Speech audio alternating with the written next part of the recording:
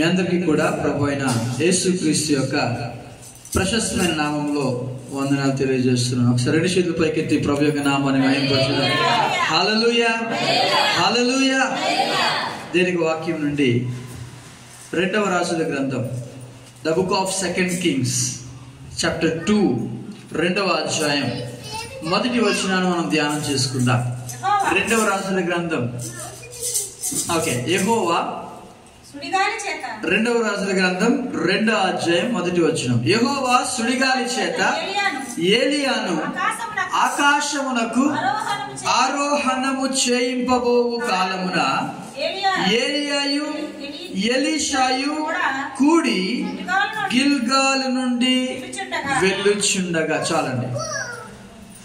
యెహోవా సుడిగాలి చేత ఏలియాను ఆకాశమునకు ఆరోహణము చేయింపబోవు కాలమున ఏలియాయు ఎలీషాయు కూడి గిల్గాలు నుండి వెళ్ళుచుండగా.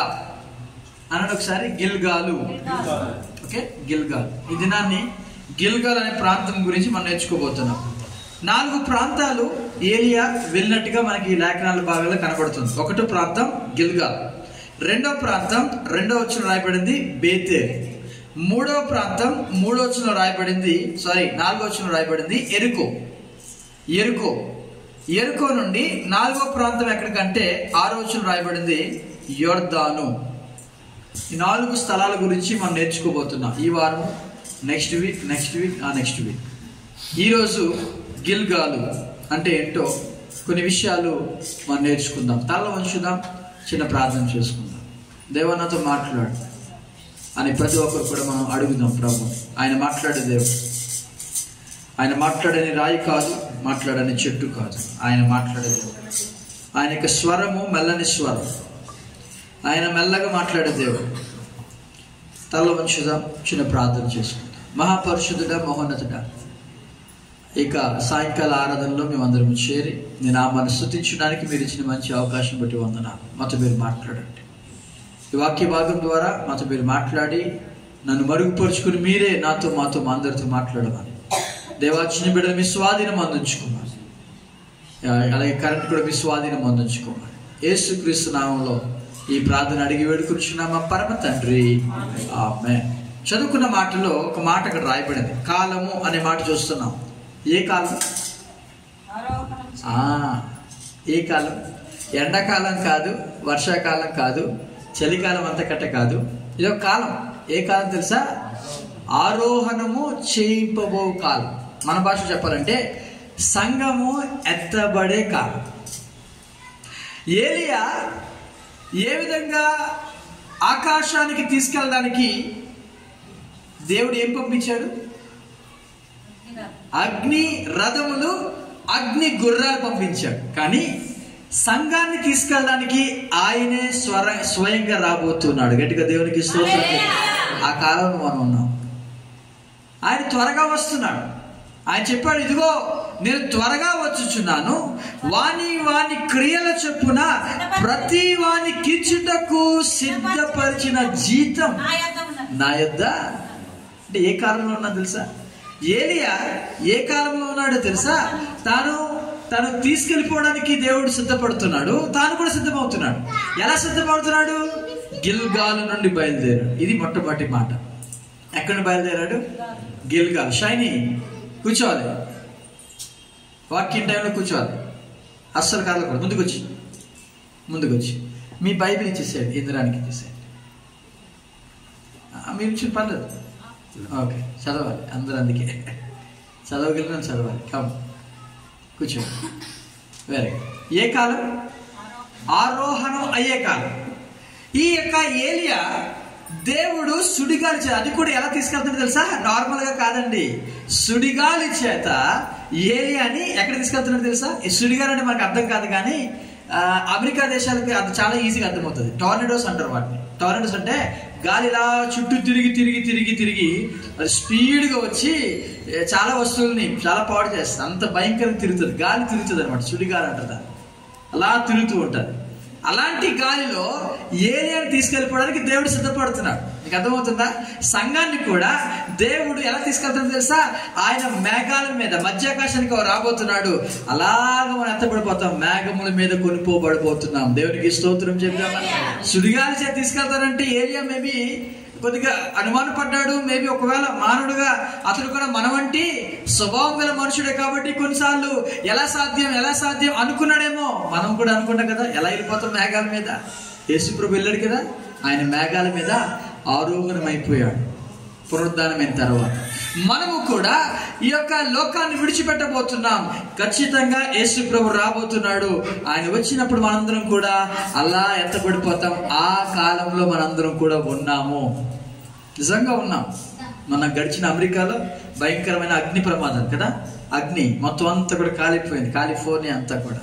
మొన్న ఎక్కడో ఎర్త్క్వేక్స్ అంటే భూకంపాలు, సునామీలు, కరువులు అన్ని మనం వింటూ ఉన్నాం. తెగుళ్ళు, ఎక్కడ ఈ ఏదో వచ్చింది కదా వైరస్, మళ్ళీ కొత్త వైరస్ వచ్చింది, ఇలాగా హెచ్ఎంపి వైరస్, ఇలాగ మనం ప్రతిదాన్ని కూడా రోజు ఏదో ఒకటి వింటూనే ఉన్నా. ఇవన్నీ విన్నప్పుడు ప్రభు అన్నారు ఒకే ఒక మాట, అంజూరపు చెట్టు లేతగా ఉండి చిగురిస్తే దేనికి గుర్తంట? వసంతకాలము సమీపమైందని గుర్తు. ఇప్పుడు మామిడి చెట్టు లేతగా ఉండి అది పూసింది అనుకోండి, దేనికి గుర్తు? ఎండాకాలం వస్తుందని గుర్తు, మన భాష చెప్పాలంటే. అలాగే ఇవన్నీ జరుగుతున్నప్పుడు మీరు ఖచ్చితంగా గుర్తించుకోవాల్సింది తెలుసా? నేను త్వరగా రాబోతున్నాను. దేవునికి స్తోత్రం చెప్తామా? ఆ కాలంలో మనం ఉన్నాం. ఏరియా కూడా ఆ కాలంలో ఎక్కడి నుండి బయలుదేరుతుంటే తెలుసా?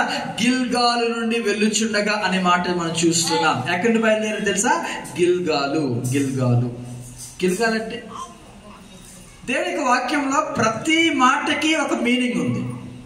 దేవునికి వాక్యంలో ప్రతి వర్డ్, ప్రతి మాటకి ఒక మీనింగ్ ఉంది. ఆ మీనింగ్ లేకుండా దేవుడు మాట్లాడు. ఒక ప్లేస్కి పేరు పెట్టాడంటే ఆ పేరు యొక్క అర్థము లేకుండా దేవుడు ఏది కూడా మాట్లాడు. ఖచ్చితంగా దాని అర్థం ఉంటుంది. గిల్గాలంటే అర్థం ఏంటో తెలుసా? చదవండి, యెహోషువ గ్రంథం 5వ అధ్యాయం, the book of Joshua chapter 5 verse number 9. 9వ వచనం చదువుకుందాం. యెహోషువ గ్రంథం 5వ అధ్యాయము 9వ వచనం చదువుకుందాం. యెహోషువ గ్రంథం 5వ అధ్యాయం 9వ వచనాన్ని మనం చదువుకుందాం. అప్పుడు యెహోవా, నేడు నేను ఐగుప్తు అవమానము మీ మీద ఉండకుండా దొర్లించి వేసి ఉన్నానని యెహోషువతో అనెను.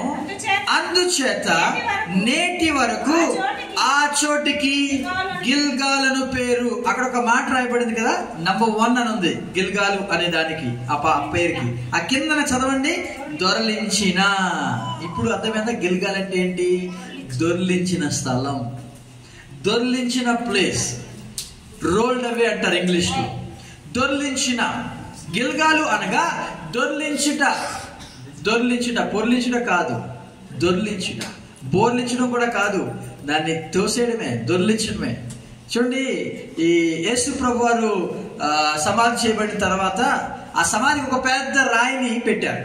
కొంతమంది స్త్రీలు వారు ప్రభు యొక్క దేహానికి సుగంధ ద్రవ్యాలు పూయడానికి వారు వెళ్తున్నప్పుడు వారు ఏమనుకున్నారు తెలుసా? అంత పెద్ద రాయిని ఎవరు దొర్లిస్తారు మన కోసం అని మాట్లాడుకున్నారు. కానీ వాళ్ళు అక్కడికి వెళ్ళేసరికి ఆ యొక్క సమాధి యొక్క రాయి ఆల్రెడీ దొర్లించబడింది. దేవునికి స్తోత్రం చెప్తామా? అదే గిల్గాల్. ఆ గిల్గాల్ అనే ప్రదేశంలో నుండి మనం బయలుదేరాలి. మన యొక్క ఆత్మీయ జీవితము ఎక్కడి నుండి బయలుదేరాలి తెలుసా? గిల్గాలు నుండి బయలుదేరాలి. అది దాని అర్థం. ఏలి ఎక్కడి నుండి బయలుదేరాడు? ఎత్తబడే ముందు గిల్గాల్ నుండి బయలుదేరాడు. ఏలియా ఒక్కడే వెళ్ళలేదు, ఏలియాతో పాటు ఎలీషా కూడా కూడి వారిద్దరూ కూడా గిల్గాల్ నుండి వారు వెళ్ళడం ప్రారంభిస్తున్నారు. ఇంతకీ గిల్గాల్ అంటే అర్థం ఏంటి తెలుసా? దొర్లించిన స్థలము. ఇంతకీ ఏం జరిగింది? ఏమి దొర్లించాడు అంటున్నాడు ప్రభు అంటున్నారు 9వ వచనంలో, అప్పుడు యెహోవా, నేడు నేను ఐగుప్తు అవమానము మీ మీద ఉండకుండా దొర్లించి వేసి ఉన్నానని యెహోషువతో అనెను. అప్పుడు అనే మాట చూస్తున్నా. ఎప్పుడు తెలుసా? ఆ పై వచనాలు మీరు ఇంటికి వెళ్ళి చదవండి. సున్నతి అనే కార్యక్రమం ఉంటుంది అక్కడ. సున్నతి, సర్కంసిషన్ అంటారు ఇంగ్లీష్లో. చూడండి, దేవుడు అబ్రహాముతో వాగ్దానం చేశాడు, అబ్రహాముతో ఒక నిబంధన చేశాడు. ఏంటి తెలుసా? మీలో ప్రతి మగవాడు సున్నతి పొందాలి. ఆ సున్నతి మీరు నాకు చెందిన వారని గుర్తు. అయితే ఇశ్రాయేల్ ప్రజలందరూ కూడా 8వ రోజు సున్నతి పొందేవారు. ఎన్నో రోజు? 8వ రోజు, పుట్టిన 8వ రోజు. యేసు ప్రభు కూడా పుట్టిన 8వ రోజు సున్నతి పొందాడు. ఆయన యెరూషలేము దేవాలయాన్ని తీసుకెళ్లారు. సిమియోను అనే చేతుల మీదుగా మరి అక్కడ ఆశీర్వాదం పొందుకున్నట్లుగా మన దేనికి వాక్యం చూస్తారా. సున్నతి ఖచ్చితంగా వారు చేసుకోవాలి. కానీ ఇశ్రాయేల్ ప్రజలు ఐగుప్తు దేశం నుండి బయటకు వచ్చారు కదా. వచ్చిన సంవత్సరాలు ఎన్ని సంవత్సరాలు ఐగుప్తులో బానిసలుగా ఉన్నారు తెలుసా? 430 సంవత్సరాలు. 430 సంవత్సరాల్లో వారు సున్నతి చేసుకున్నారు. వారందరూ అయింది. కానీ వారికి పుట్టిన పిల్లలు, ఎక్కడ పుట్టిన పిల్లలు? అరణ్యంలో పుట్టిన పిల్లలు. వారు అరణ్యంలోకి వచ్చిన తర్వాత 40 సంవత్సరాలు దేవుడు వారి అరణ్యం చుట్టూ నడిపిస్తున్నాడు. ఎందుకో తెలుసా? వారి పాపమును బట్టి. వారు దేవుని మాట వినలేదు కాబట్టి కనాన్ దేశానికి నడిపించలేదు. వారిని అరణ్యంలోనే రాలిపోయినట్లుగా. ఇక్కడ రావాలి షైనింగ్, ఇక్కడ కూర్చో, తొందరగా రావాలి, ఇక్కడ రావాలి. నేను పిలుస్తాను, అందుకే నేను పిలుస్తాను. సరే సరే సరే, బయటకు తీసుకెళ్ళదు. ఏమేమంటుంది?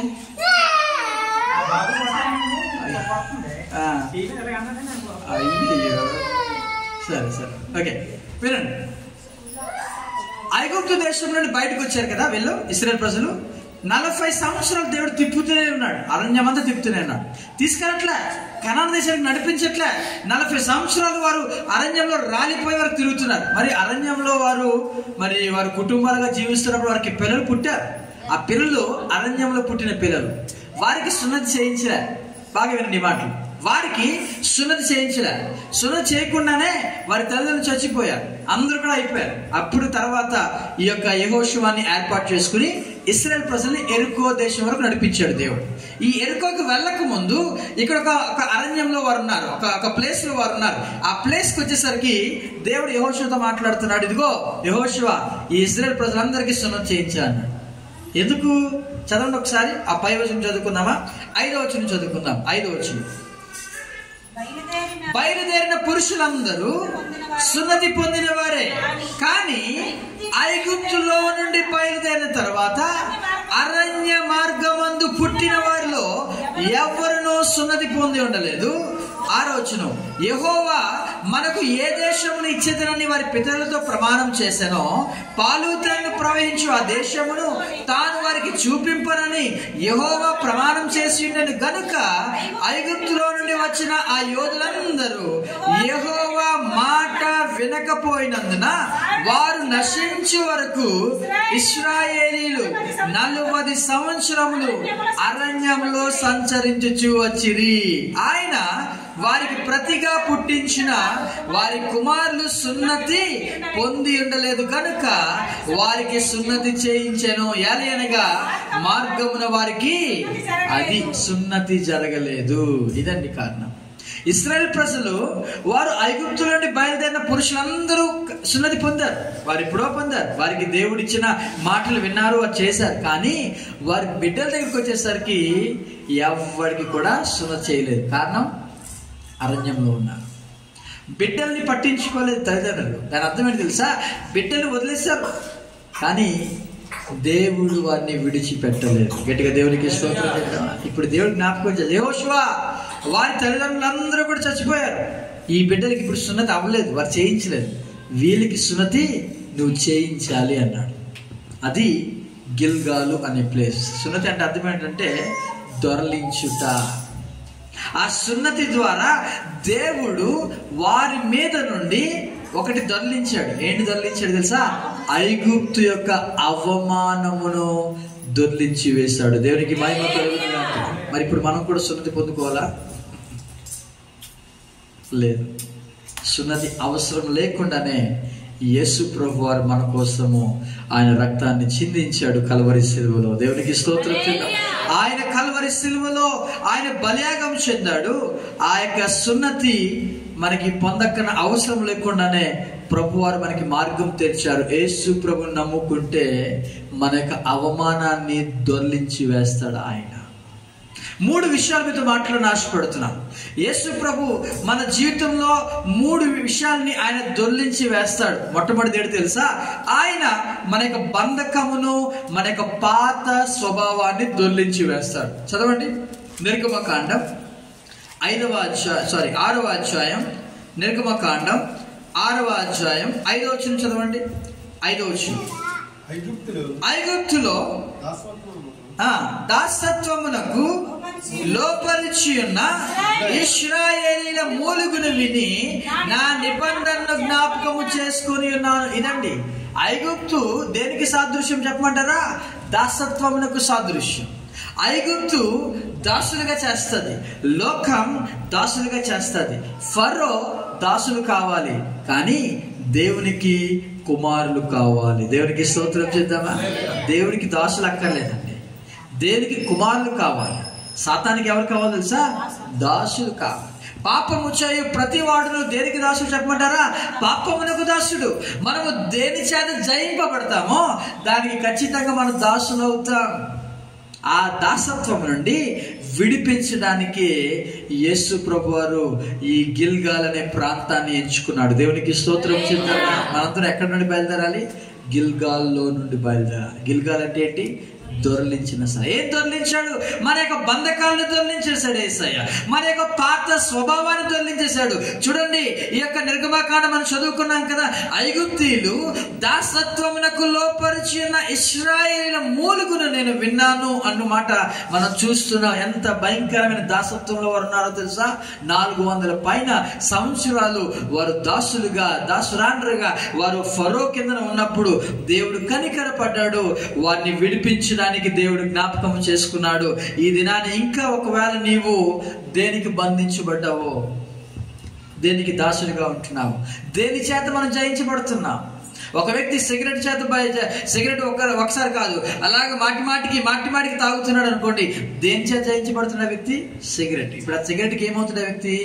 దాసుడు అవుతాడు. చదవండి, 2వ పేతురు పత్రికలో అపోస్తలుడైన పేతురు ఒక మాట అంటాడు. 2వ పేతురు పత్రిక 2వ అధ్యాయం 9వ వచనం 19వ వచనం చదవండి ఒకసారి. 2వ పేతురు పత్రిక 2వ అధ్యాయం 19వ వచనం. 2వ పేతురు పత్రిక 2వ అధ్యాయం 19వ వచనం. దాసులైండియు అట్టి వారికి స్వాతంత్రం ఇత్తుమని చెప్పుదురు, ఒకడు దేని వలన జయింపబడును. చూసారా, దానికి దాసుడగును కదా. దేని వల్ల జయింపబడుతున్నామో ఖచ్చితంగా దానికి మనం ఏమవుతాం తెలుసా? దాసులు అవుతాం. ఏం చేద్దాం? జయించబడుతున్నాం మనం. అవిధేయత చేత జయించబడితే అవిధేయతకి మనం దాసులు అవుతాం. అదే దేవుని చేత మనం జయించబడితే దేవునికి దాసులు అవుతాం. దేవునికి స్తోత్రం చేద్దామా? ఎవరి చేత జయింపబడతాం? లోకం చేత, లేకపోతే ప్రభు చేత. ప్రభు యొక్క హస్తాల్లో మనం ఉంటే చాలు. ప్రభువులకు మనం దాసులుగా ఉండాలి. ఆయన అసలు దాసులుగా ఉండాలి మనం కోరుకుంటే ఆయన దాసులుగా చేయడంట కదా. ఒకసారి బాగా ఆస్తంతా కూడా పాడు చేశాడు. ఇంటికి వచ్చి అన్నాడు, అయ్యా నేను కూడా దాసులుగా ఉంటానండి. ఎవరి వ్యక్తి? తప్పిపోయిన కుమారుడు. కానీ తండ్రి ఒప్పుకున్నాడా? ఓకేరా బాబు, నువ్వు వాళ్ళకి దాసులుగా ఉండు. ఏం లేదు. తీశాడు, ప్రశస్త వస్త్రం త్వరగా తెచ్చాడు, చేతికి ఉంగరం పెట్టాడు, పాదాలకి చెప్పులు వేశాడు, సింహాసనం మీద కూర్చోబెట్టి, లేదురా నువ్వు దాసుడు కానే కాదు, నువ్వు ఎప్పటికీ కూడా కుమారుడివే. దేవునికి స్తోత్రం చేద్దాం. దేవుడు మనల్ని దుర్బీజులుగా చూడలేదండి. దుర్బీజుడు అంటే దాసుడు. దుర్బీజులుగా చూడలేదు, మనందరినీ కూడా కుమారులుగా చూస్తున్నాడు. కానీ సాతానుడు, ఫరో దాసులుగా చేస్తున్నాడు, దాసులుగా కావాలంటున్నాడు. మనం దేన్ని కోరుకుందాం? ప్రభువుని కోరుకుందామా? లేదా ఇంకా దాసులుగా ఉంటాను, పర్వాలేదులే, లోకంలో ఉంటానంటే కోరుకుందామా? లేదు, లోకము కాదు మనం కోరుకోవాల్సింది. దేవుని హస్తాల్లో నేను ఉంటాను అని కోరుకుంటే ఖచ్చితంగా దేవుడు మన దాసులుగా చూడండి, కుమారులుగా, కుమార్తెలుగా అంగీకరిస్తాడు. దేవునికి మహిమ కలుగును గాక. చూసారా, గిల్గాలు అంటే దాసత్వము నుండి ఆయన విడిపించే దేవుడు, పాత స్వభావం నుండి విడిపించే దేవుడు. పాత స్వభావం, దేవుని నమ్ముకున్న తర్వాత చాలా మంది ఇంకా పాత స్వభావంలో జీవిస్తున్నారండి. లేదు, మునుపటి స్వభావాన్ని మనం ఏం చేయాలి తెలుసా? విడిచిపెట్టాలి పూర్తిగా. నూతనమైన నవీన స్వభావాన్ని మనం ఏం చేయాలి తెలుసా? ధరించుకోవాలి. చదవండి, ఎఫెసీ పత్రిక 4వ అధ్యాయం. అపోస్తలుడైన పౌలు ఒక మాట అంటాడు. ఎఫెసీ పత్రిక 4వ అధ్యాయము, ఎఫెసీ పత్రిక 4వ అధ్యాయం 22వ వచనం 23వ వచనం చదవండి. ఎఫెసీ పత్రిక 4:22. కావున మునుపటి ప్రవర్తన విషయంలోనైతే మోసకరమైన ప్రపంచకరమైన దురాశల వలన చెడిపోవు మీ ప్రాచీన స్వభావమును వదులుకొని మీ చిత్తవృత్తి యందు నూతన పరచబడిన వారై నీతియు యథార్థమైన భక్తియు గలవారై దేవుని పోలికగా సృష్టింపబడిన నవీన స్వభావమును ధరించుకొనవలెను. ఏం ధరించుకోవాలి? మా బాబు అక్కడ ఒక ఇష్టమైన షర్ట్ ఉంది, అది వేసుకుని తిరుగుతుంటా. మమ్మీ అంటే అదే మార్చిపోయింది తీరా అన్నా కూడా తీడు, దాన్నే వేసుకుని తిరుగుతుంటాడు. నేను అప్పుడు వెళ్ళి బెల్ట్ ఒకటి పట్టుకొని దగ్గరికి వెళ్ళిసారు, అప్పుడు తీసి దాన్ని వేస్తాడు. మీకు అర్థమైంది ఈ మాట ఎందుకు చెప్పాను? నూతన స్వభావాన్ని ధరించుకోకుండా చాలాసార్లు మనం ఏం ధరించుకోవడం తెలుసా? పాత స్వభావాన్ని వదులుకోలేకపోతున్నాం. అక్కడ రాయబడిన మాట తెలుసా? మీ ప్రాచీన స్వభావాన్ని వదులుకొని అనే మాట చూస్తున్నాం. వదులుకోవడం అంటే ఏంటి? దాన్ని విడిచిపెట్టాలి. ఎప్పుడు విడిచిపెట్టగలం? అన్ని నేను ఏం పట్టుకున్నాను? బెల్ట్ పట్టుకుని. దేవుడు కూడా అదే చేస్తున్నాడు. ఒక వ్యాధో లేకపోతే ఒక బాధో తెప్పిస్తే అది బెల్ట్ పట్టుకోడు. అప్పుడు మనం ఏం చేస్తాం? అయ్యో వద్దు ప్రభు, ఈ షర్ట్ తీసేస్తాను ప్రభు అని మనం వదులుతున్నాం తప్ప, మనంతటా మనం వదిలితే దేవునికి ఆశీర్వాదం మనం చూడగలం. దేవునికి స్తోత్రం చేద్దామా? ఇక్కడ చూడండి, చెడిపోయే 22 చదువుతున్నాను. మునుపటి ప్రవక్తల విషయంలోనైతే మోసకరమైన దురాశల వలన చెడిపోవు మీ ప్రాచీన స్వభావాన్ని వదులుకోమంటున్నాడు దేవుడు. ఫస్ట్ ఏం చేయాలి? వదులుకోవాలి. అది మన చేతిలోనే ఉంది. దేవుడు దాన్ని మన చేతులు పెట్టేసాడు. నువ్వు వదులుకోమంటున్నాడు. నువ్వు వదులుకుంటే నూతన స్వభావము, నూతన హృదయాన్ని మీకు ఇచ్చేదను, నూతన స్వభావం మీకు నేను కలుగజేస్తాను. దేవునికి స్తోత్రం చెప్దామా? మనమేమో ప్రాచీన స్వభావం వదులుకోవట్లేదు. నాది, నా కుటుంబం, నేను అనే మాట అంటున్నామే, అదేనండి ప్రాచీన స్వభావం. నేను కాదు దేవుడు అంటామే, అది నవీన స్వభావం. ఎవరైతే నాది అంటారో, నా కుటుంబం అంటారో, దేవుడు ఊరుకోడండి. ఖచ్చితంగా దేవుడు జోక్యం చేసుకుంటాడు. నెబుకద్నెజరు ఏమన్నాడు తెలుసా? బబులోను పట్టణాన్ని చూసుకుని, ఇదంతా నేనే కట్టించాను కదా, ఇదంతా నా బలాధికారము, ఇది ఆ రాజ్యం అంతా నాది, ఈ ప్రభావం అంతా నాది, నేనే కట్టించాను అని బయటికి అనలేదు. తనలో తాను అనుకున్నాడు అంతే. ఆ మాట అనుకోగానే దేవుడు తోలివేశాడు, అరణ్యంలోకి వెళ్ళిపోయాడు. ఆ యొక్క ఈ పక్షి రాజు వల్లే ఈకలన్నీ కూడా పెరిగాయి.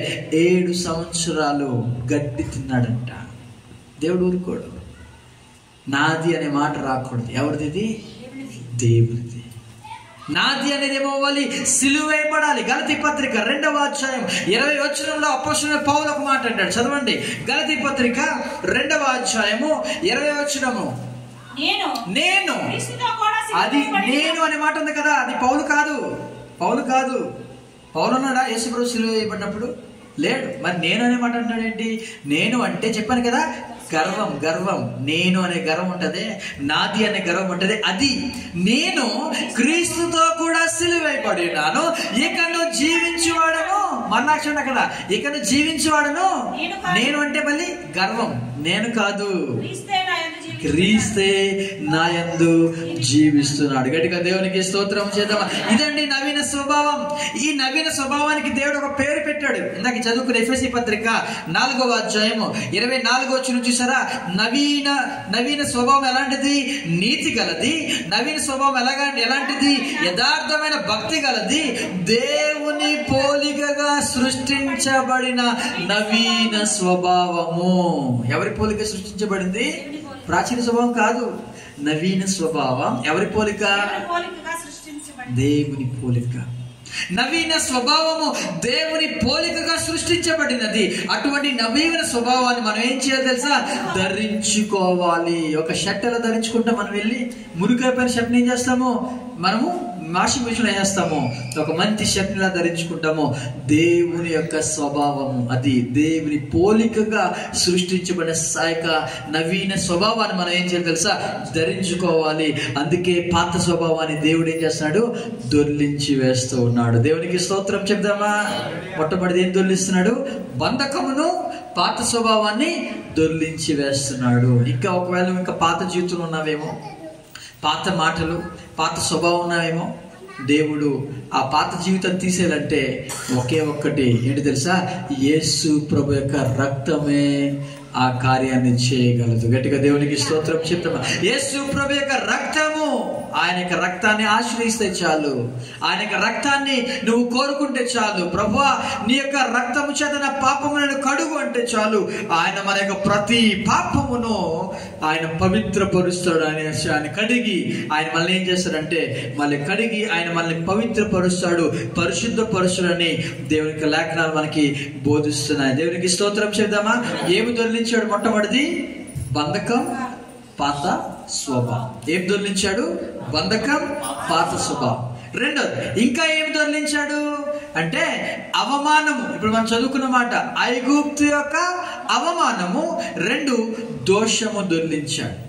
నా వైపు చూడండి ఒకసారి. ఇశ్రాయేలు ప్రజలు ఐగుప్తు దేశంలో 400 సంవత్సరాలు జీవించారు కదా? జీవించలేదు, దాసులుగా జీవించారు.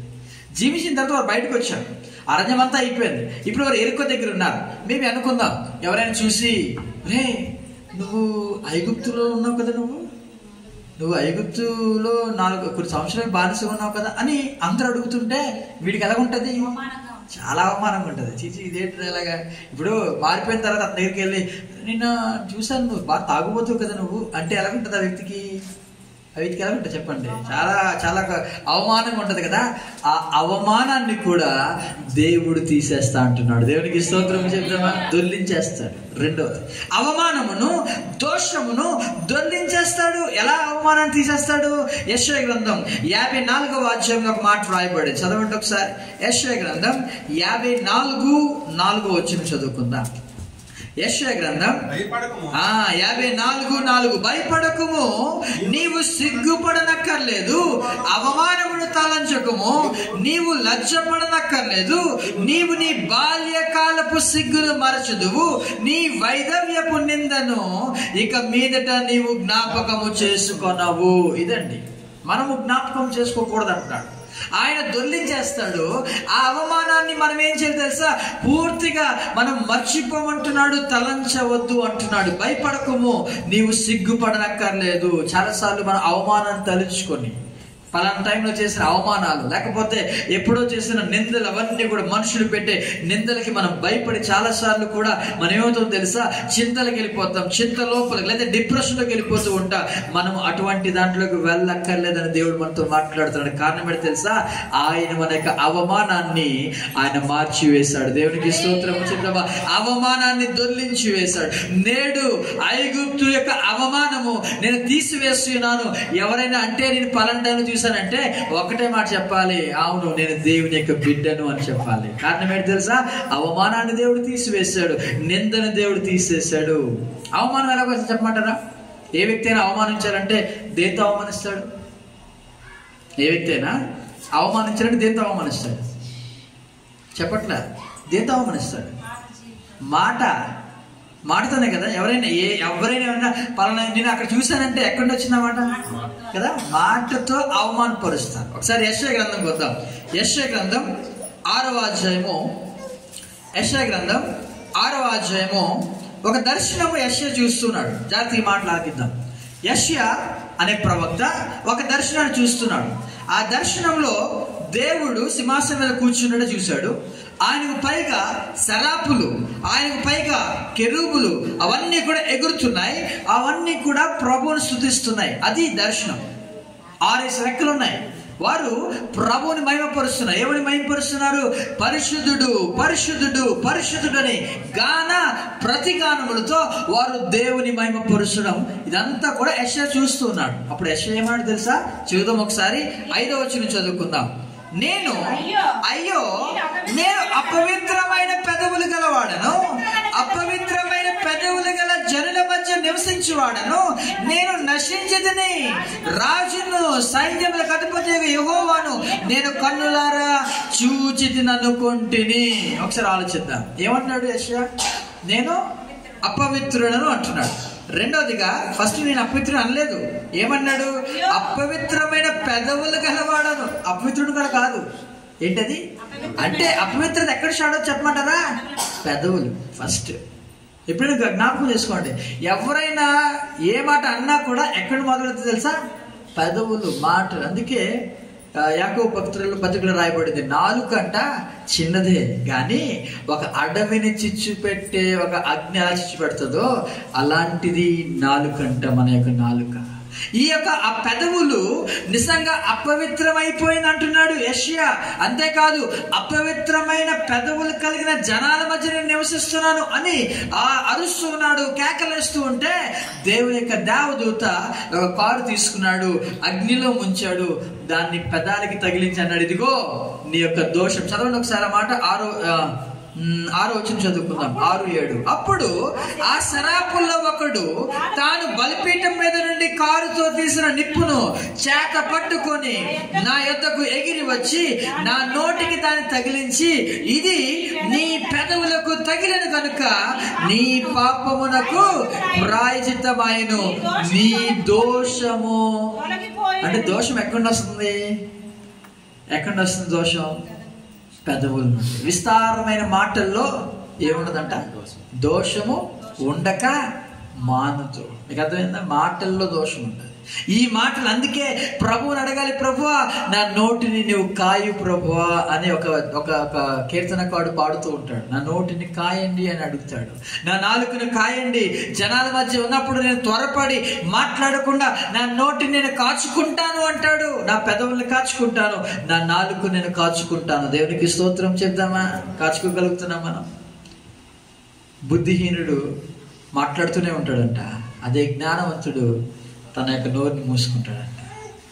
అపవిత్రమైన పెదవులు కలిగిన వాడు అంటున్నాడు యెషయా. ఒప్పుకుంటున్నాడు ఆ యొక్క పెదవుల ద్వారా దోషం ఉంది.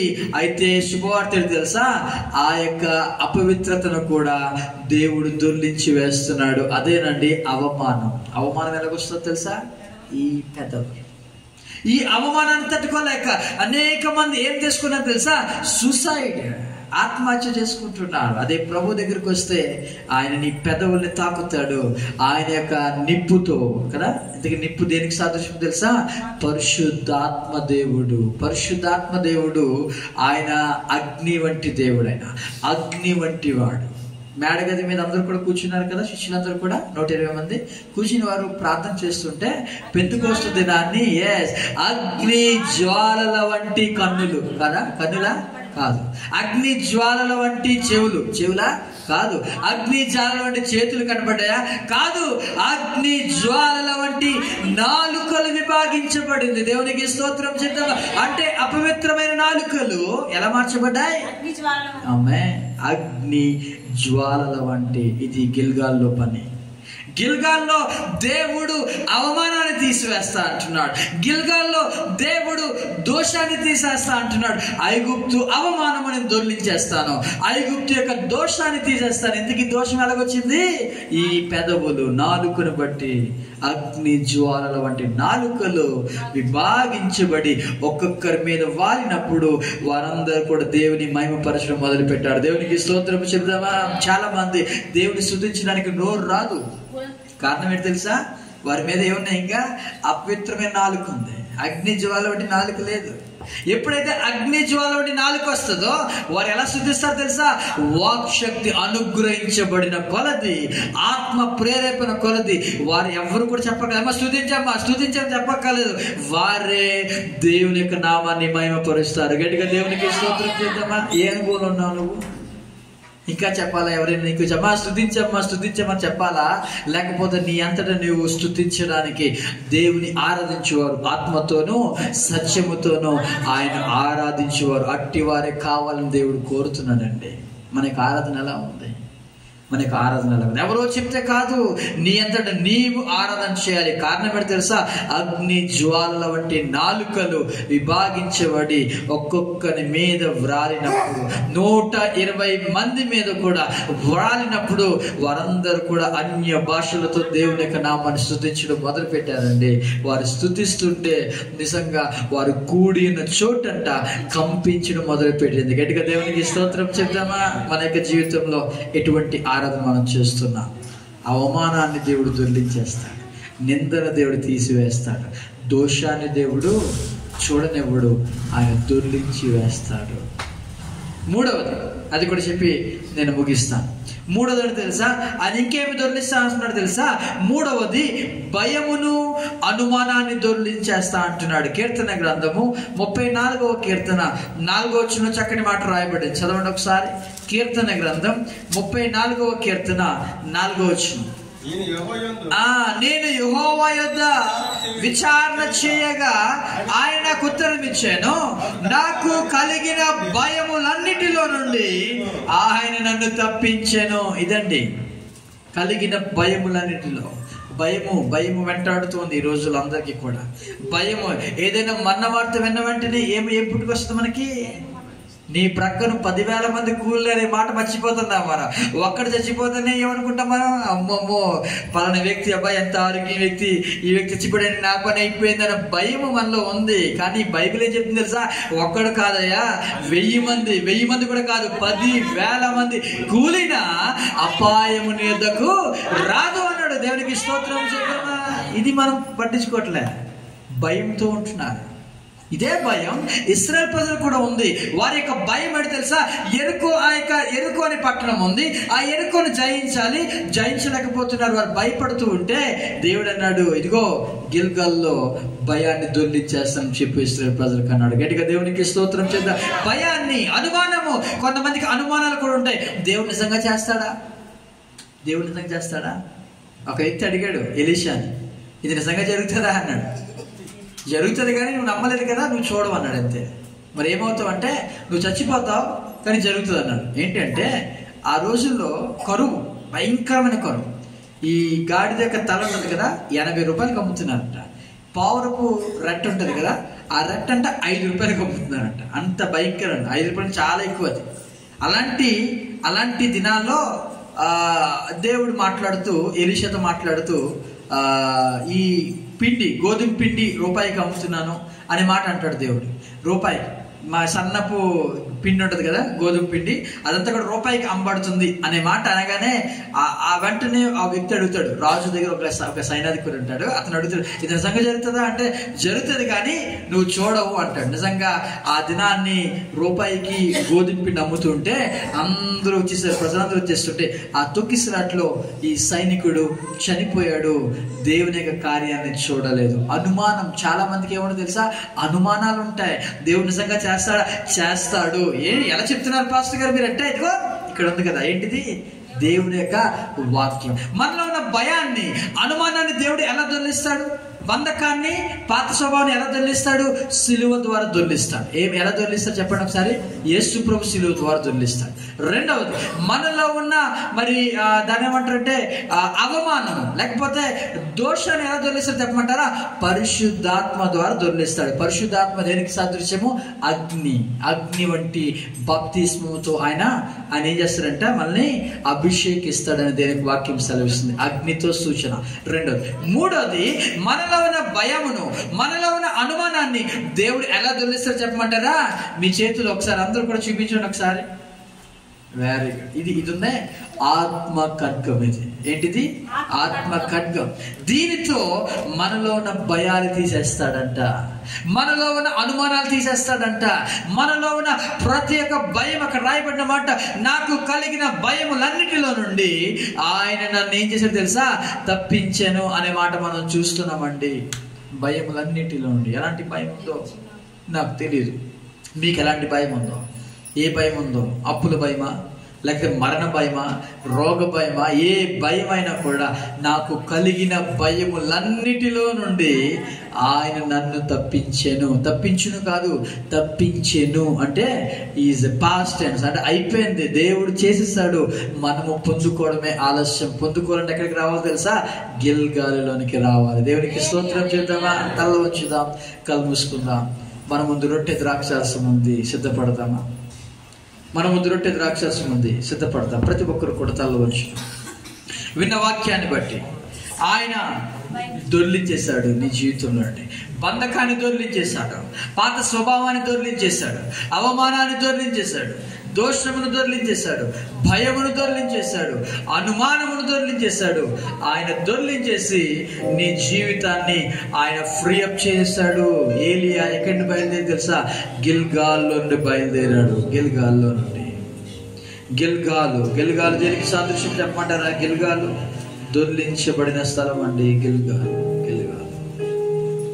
ప్రతి ఒక్కరు కూడా కళ్ళు మూసుకుందాం. మన ముందు రొట్టె ఉంది, మన ముందు ద్రాక్షరసం ఉంది. మన హృదయాన్ని శుద్ధపరచుకుందాం. ఎవరైతే మన ఆ యొక్క రొట్టె ద్రాక్షరసాలు పాలు పుచ్చుకోవాలని ఆశపడుతున్నారో వారు సిద్ధపడండి. తల ఉంచుదాం. వాక్యం కొరకు చిన్న ప్రార్థన చేసుకుందామా?